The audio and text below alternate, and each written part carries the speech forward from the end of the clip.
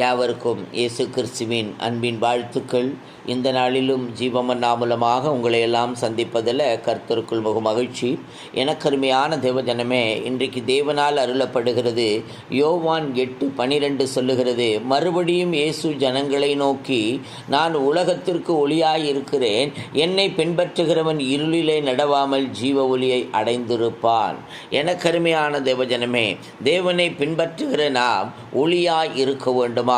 அதற்கு நாம் எப்படிப்பட்டவர்களாய் காணப்பட வேண்டும் என்று கேட்டால், அவர் சொல்லுகிறார், என்னிடத்தில் விசுவாசமாய் இருக்கிறவன் எவனும் இருளில் இராதபடிக்கு நான் உலகத்தில் ஒளியாக வந்தேன். அல்லேலூயா. அப்ப தேவனிடத்தில் ஆமென் சோத்திரம், விசுவாசம் உள்ளவர்களாய் இருக்க வேண்டும்.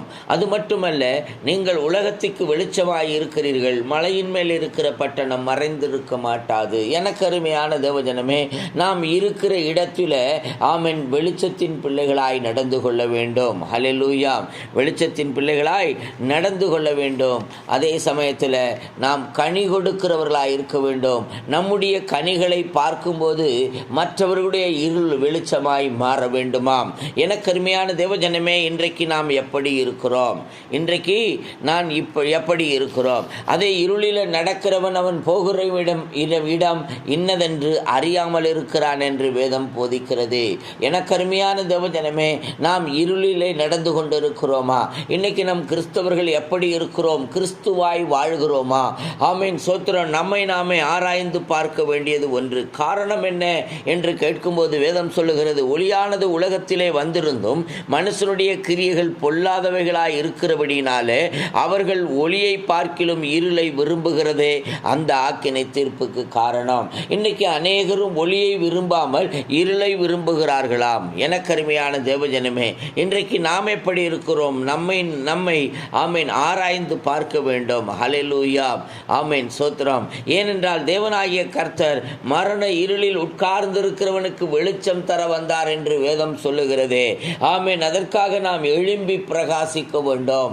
ஹல்லேலூயா. ஆமேன் சோத்திரம். இன்னைக்கு அநேகரும் நாம் ஆதலால் தூங்குகிற நீ விழித்து எழும்பு என்று வேதம் சொல்லுகிறது. எனக்கருமையான தேவஜனமே, ஆமேன் சோத்திரம். ஹல்லேலூயா. பூமியின் கடைசி பரியந்தம் அவர் கட்டளையிட்டு இருக்கிறார். அந்த பூமியின் கடைசி பரியந்தம் அவர் நம்மளோடு இருப்பார். ஆமேன். அவர் இருப்பாரானால் நாம் வெளிச்சமாய் இருப்போம். ஹல்லேலூயா. ஆமேன் சோத்திரம். அவர் இருப்பதற்கு நாம் தகுதி உள்ளவர்களாய் இருக்கிறோமா? என்ன தகுதி? ஆமேன். 1 விசுவாசம், 2 நாம் வெளிச்சத்தின் பிள்ளைகளாய் காத்துக்கொள்ள வேண்டியது, 3வதாக அவருடைய சித்தத்தின்படி செய்ய மனது உள்ளவன். அல்லேலூயா. எனக்கருமையான தேவஜனமே, தேவனுடைய சித்தத்தின்படி ஆமேன் சோத்திரம் நாம் தேவனுடைய சித்தம் செய்கிறவனாய் இருக்க வேண்டும். ஆமேன் சோத்திரம். அல்லேலூயா. ஆமேன். தேவனுடைய மகிமை, ஆமேன் சோத்திரம், தேவனுடைய நாமத்துக்கு பயந்திருக்கிறவர்கள் எப்படி இருப்பார்களாம்?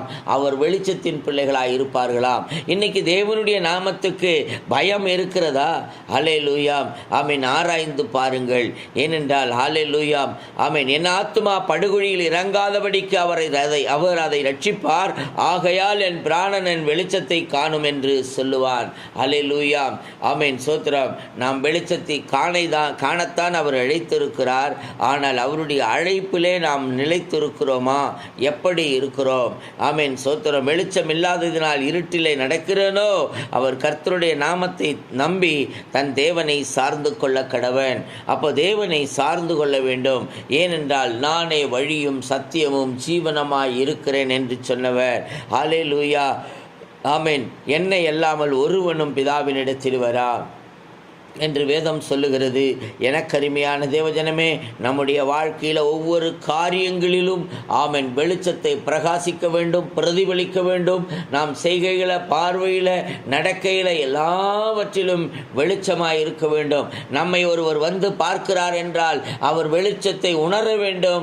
எனக்கருமையான தேவஜனமே, அப்படியாக நாம் தேவனிடத்தில் அர்ப்பணிப்போமா? இந்த அதிகால வேளையில், ஆண்டவரே நான் அர்ப்பணிக்கிறேனப்பா, ஆண்டவரே நான் வெளிச்சத்தின் பிள்ளைகளாய் நடக்க நடக்க விரும்புகிறேன் என்று சொல்லி ஒப்புக்கொடுங்க. தேவனாகிய கர்த்தர் வெளிச்சமாய் மாற்றப் போகிறார். ஆமீன். சோத்திரம். விளக்குத்தண்டின் மேல் வைக்கப்பட்ட வெளிச்சமாய், மரக்காலுக்குள்ள வைக்கப்பட்ட இருளாக அல்ல. ஆமீன். நான் வெளிச்சமாய் பிரகாசிக்க வேண்டும் என்று உணருங்கள். ஒப்புக்கொடுங்கள். செபிப்போம் உங்களுக்காக. பரிசுத்தமுள்ள நல்ல பிதாவே, அப்பாமை துதிக்கிறோம், ஸ்தோத்திரிக்கிறோம். அருமையான இந்த நாளில் தந்த வார்த்தைக்காய் நன்றி. இந்த வார்த்தையின்படி என் பிள்ளைகள் வெளிச்சத்தில் நடக்க அர்ப்பணிக்கிறோம். கிருபையாய் காத்துக்கொள்ளும் வழி நடத்தும். இயேசு கிறிஸ்துவின் நாமத்தில் பிதாவே, ஆமென். God bless you.